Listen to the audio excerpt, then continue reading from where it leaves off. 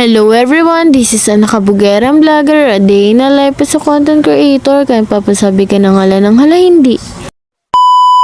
Another day, another school vlog na naman nga rin po pala tayo ngayong araw. Naligo na nga rin pala ako ng mga oras na yung mga inday dahil nga pala malapit na nga rin pala akong mali.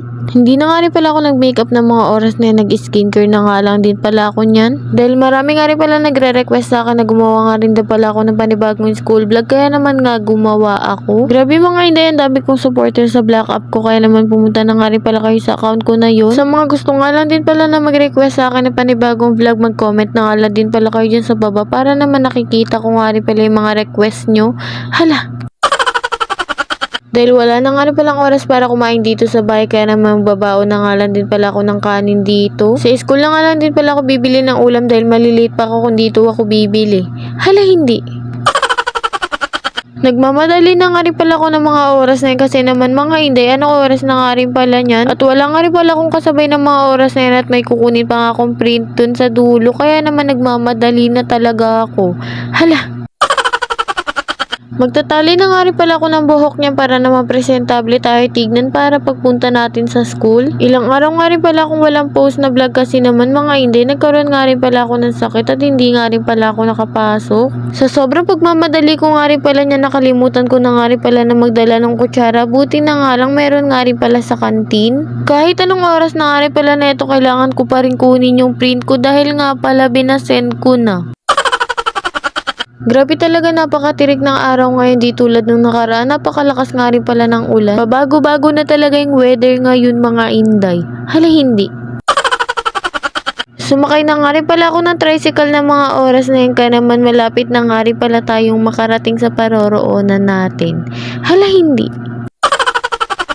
Na-shortcut na nga rin pala ako para naman mabilis na nga rin pala ako makapasok sa school namin. Habang naglalakad nga rin pala ako, nakakita nga rin pala ako ng napaka-cute na pusa dito. Grabe talaga, may mapapaghalataan mo talaga na late na talaga ako dahil ako na lang talaga mag-isa halos naglalakad. Syempre pipila muna kami sa labas bago kami makapasok sa mga kanya-kanyang classroom namin. Hindi ko na nga rin pala na-videohan yung first subject namin, pero eto nga pala, lilipat na naman nga pala kami ng classroom namin. TLE time na nga rin pala na ito at gagawin nga rin pala kaming model. Kami na nga rin pala yung gagawing client ng mga oras na yan, kaya naman pinababa na nga rin pala yung iba naming classmate. Ganyan talaga yung ginagawa namin sa TLE time namin. Napakasaya nga rin pala ng ginagawa namin na yan. Sa susunod nga rin pala na vlog ko, ako naman nga rin pala yung gagawa dyan sa harapan. Nag-proceed na naman nga rin pala kami sa pagpaparaffin wax at pumunta na nga rin pala ako sa massage area. Pagkatapos, hindi ko na nga rin pala na videohan yung pagmamassage, pero napakasarap nga rin pala sa pakiramdam dahil napakalambot na nga rin pala ng kamay ko. Dahil ilang araw nga rin pala ako absent yan, kaya naman may pinagawa nga rin pala sa akin yung teacher ko na sasagutan. Finally, recess na nga rin pala ng mga oras na yan, kaya naman nag-aayos na nga rin pala ako ng itsura ko. At syempre, antayin ko nga rin pala yung kasama ko dahil nag-aayos nga rin pala siya, be. Dahil meron na nga rin pala akong baon na kanin, kaya naman bibili na nga lang din pala ako sa kantin ng ulam. At sasamahan ko na rin nga pala siya na bumili nga rin pala na makakain niya, be. Siomay na nga rin pala yung napili kong ulamin dyan dahil nga pala yan ang nga rin pala yung kasya sa budget ko.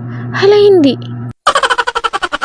Kakain na nga rin pala kami ng mga oras na yan at binigyan na nga rin pala ako ng classmate ko ng ulam niyan. Parang burger patty nga rin pala yan at binigyan ko na nga rin pala yung classmate ko ng mga oras na yan at kumakain na nga rin pala kami yan dahil patapos na nga rin pala yung time. Pag ako talaga kumakain dyan sa baonan, inuubos ko talaga yung mga ulam dyan at kanin dahil nga pala ayokong nilalanggam. Dahil tapos na nga rin pala ako kumain ng mga oras na to, kaya naman ginayos ko na nga rin pala yung baonan ko at tagantay na nga rin pala kami ng teacher ng mga oras na yan. Uwian na nga rin pala namin neto at nagpapasama nga rin pala sa akin yung classmate ko na pupunta nga rin pala kami ng FCM dahil may bibilin nga rin pala siya. Grabe talaga mga hindi, napakainit nga rin pala dito kahit nga pala may aircon pa rin, pawis na pawis ako. Syempre ang pinunta nga rin pala namin dito ay basket, kaya naman umakyat na nga rin pala kami sa Mr. DIY. Grabe mga hindi, malapit na talaga yung Pasko dahil marami na nga rin pala nagbebenta ng mga pan-decoration sa Christmas. Tinutulungan na nga rin pala namin si Christine na maghanap nga rin pala ng basket dahil nga pala wala nga rin pala siya makita na mas maganda pa dyan. Kaya naman naghanap-hanap na nga rin pala ako ng basket at tinanong ko na nga rin pala dito kung magkano nga rin pala to. Kahit alam ko naman talaga yung price niyan mga inday, wala lang, gusto ko lang talaga maganyan. Hala hindi.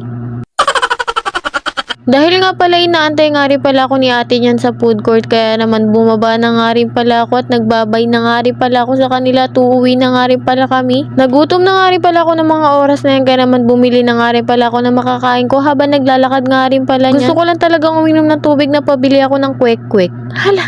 Sa mga tumapos nga rin pala ng vlog ko na to, wag na wag niyong kakalimutan mag-follow, like, share nga pala ng page ko. Thanks for watching!